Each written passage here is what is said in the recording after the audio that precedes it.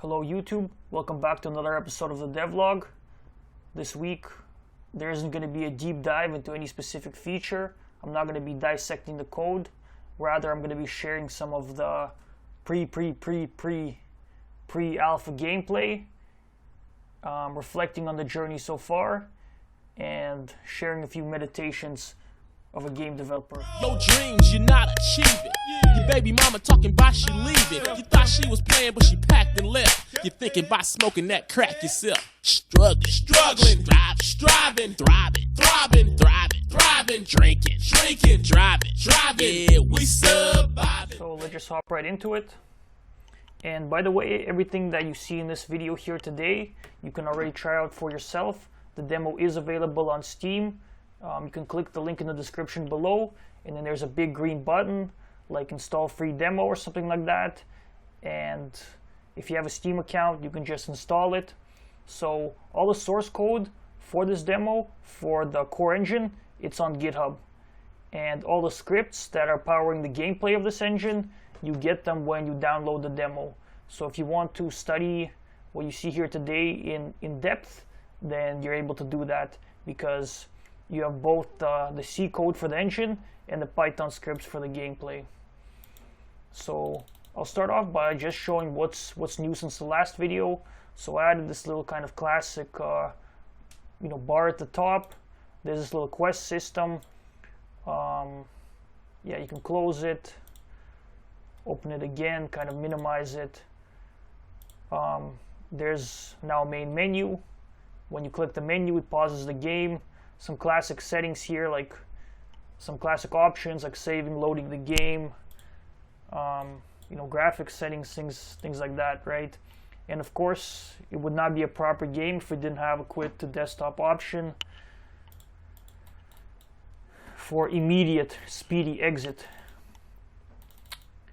And I also want to mention that,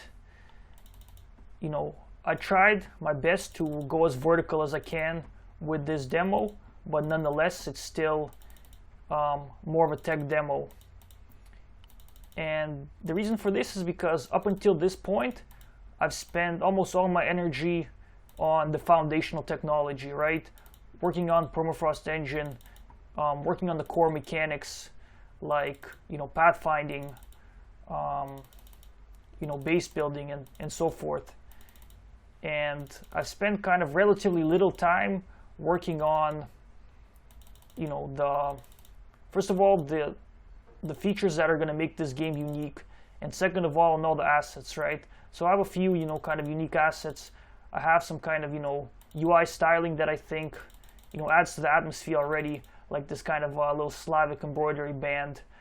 I personally like kind of how that looks. And just a quick aside, here's a kind of an example of a very basic Easter egg. And again, this isn't indicative of what the Easter eggs are going to be in the final game, right? This is kind of a little too boring. So you go in the forest and there's a character there and he just tells you something. And in the final game, it might be kind of a little more sophisticated than that, right? The character might, give you some hints on how to beat the mission. He might ask you to find a treasure. He might ask you to deliver a letter. So there will be some kind of maybe light RPG elements like that in some missions. But the point that I'm making here is that already today, the scripting API allows, creating such things. And it's just a matter of, being creative and making use of it. Here again is another example of how you can use like kind of scripting to, spice up the core RTS gameplay. So we just, playing our classic RTS, moving around, exploring the map, things like that. And here's just a little kind of puzzle. Again, this puzzle might be kind of, too basic. It might be not that fun. But again, since it's more of a tech demo that, shows the potential and the capabilities of the engine, it just demonstrating how I'm able to script these kind of little, puzzle interludes to spice up the game. And in the final game, for the missions, There might be things like, oh, there might be a dungeon mission where, you know, you go through a bunch of different puzzles. You know, there might be like cases where there's a big gate and, you know, you can't pass through it until you kind of appease some warlord, right? You take out the warlord's enemies. Things like that, right?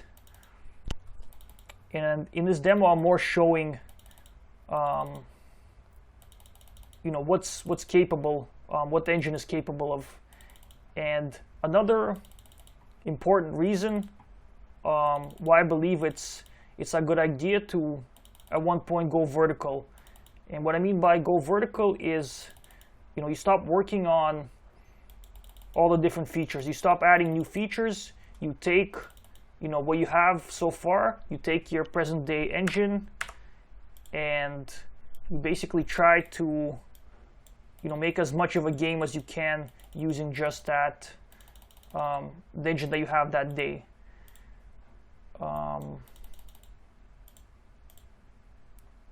And again, why I think that's useful is, first of all, you get feedback about, you know, your scripting API, like how good is it to use and what's lacking. Like, for example, here you guys saw the moment where the warrior is going through the gate, and when he enters the village, you get control of all the units. So how that's actually done behind the scenes is I completely hard-coded like one point on the map, and every 1 second I pull on, you know, a circle within some radius of that hard-coded point. And, you know, when my soldier enters the radius of that circle, you know, I trigger a chain of events. And that's just a really ugly way of going about that. First of all, you know, there's, you know, I have to get the point, I have to like open the map, I have to like click on it, I have to, you know, get the point, hard-code it. It's just not a good experience, right? And as your missions get more and more sophisticated, as there's, you know, more and more complex chains of events, this is just going to be, you know, hard to maintain, right? Say you make some changes to your map, you realize it's a little imbalanced, you go back in the editor, you like move this gate like here or something. You know, that's going to force you to go back and like, you know, re-hard code this point. So that's making me realize like I need a way in my editor to, you know, define a region on the map, export those regions along with my other scene data, and in the final mission to be able to get the region by name and make queries if, you know, units are within that region, or better yet, to be able to receive notifications when units enter or leave that specific region. Another reason why I think it's a good idea to, you know, go vertical at one point. This whole experience of, you know, releasing the demo forced me to go back and fix a lot of long-standing bugs in the engine. Things that I knew were there, but they just weren't, you know, high priority for me to fix. So they just, you know, stayed on the back burner for forever. And, you know, when I realized like, oh, people are actually going to be playing this game and they're going to be able to find these bugs and, you know, complain about them, it forced me to, you know, go back and just, you know, fix, you know, all the bugs that I knew about. It forced me to go back and, you know, clean up the scripts. It was just like a good synchronizational point like that. You know, another advantage is it finally forced me to, you know, get my build out via Steam, right? So it allowed me to begin the dialogue with the community, right? There's a wisdom in game development, like you've got to get people, you know, playing your game as soon as possible. And for the longest time, I was just developing EVERGLORY, you know, all by myself, you know, not having anybody else play the game. Now I've actually had people play the game. I've had some people give me feedback, and going forward, I'm, you know, looking to, you know, iterate more, right? Keep getting feedback, things like that. Just even the very fact that, you know, I got the game running on a lot of different people's computers and it doesn't crash. That's good data for me. That's very reassuring. And one final thought that I'm going to talk about before I wrap up the video is that, what you see here today, it already resembles RTS gameplay, but in its current form, it's very plain and very boring, right? So far, there's absolutely nothing that makes this game stand out. There's nothing that makes this game unique, right? There's no real hook to this game, and I understand that.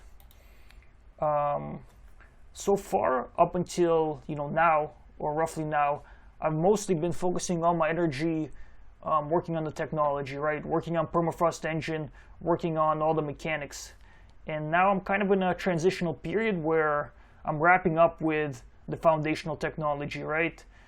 I'm gonna add, resource gathering and ranged combat, and other than that, probably those are the two fundamental mechanics that are left. After that, I have to, polish. I have to work on the editor tools a little bit more, but that's going to be taking less and less of my energy. Going forward, as I approach release, I'm going to be spending more and more energy, first of all, on the asset production, right? I need a lot more models. I need a lot more, different, very diverse units and buildings. I need to really, build the lore of this game, right? Of this kind of, Slavic world, right? So I think that's one of the, that's one of the points that are going to make the game unique. If I'm able to truly create, an exciting world that's not a copy paste kind of orcs and humans, fantasy world, something that has its own kind of, unique flavor to it. That's number one. Number two is I'm going to be, spending a lot more time working on the gameplay mechanics that are going to make this game unique. I have a couple of ideas, and in the next maybe 1 or 2 months, you guys will hear all about them, like how I'm going to slightly change up the formula of how resource gathering is done and things like that. And yeah, those are kind of the things that I'm going to focus a lot more. Basically, take this tech demo and make this into a work of art. Make it into a unique game with an interesting world. So that's my next mission as I continue this journey from here on until the release. Once again, I'm going to remind you guys, the demo's available for free on Steam. I'd really love to hear, any and all feedback regarding the demo, including negative feedback. So check it out. Other than that, stay posted for more devlogs. The next one's going to be all about the resource gathering mechanics. Thanks for watching. Thanks for the support. Thanks for the encouraging words. And I'll see you guys next time. Peace. Struggling, striving, thriving, drinking, driving. Yeah, we surviving, baby. Struggling, striving, thriving, drinking, driving. Yeah, we surviving. Oh God, hey, let's shake that ass like a salt shaker. It's so hard.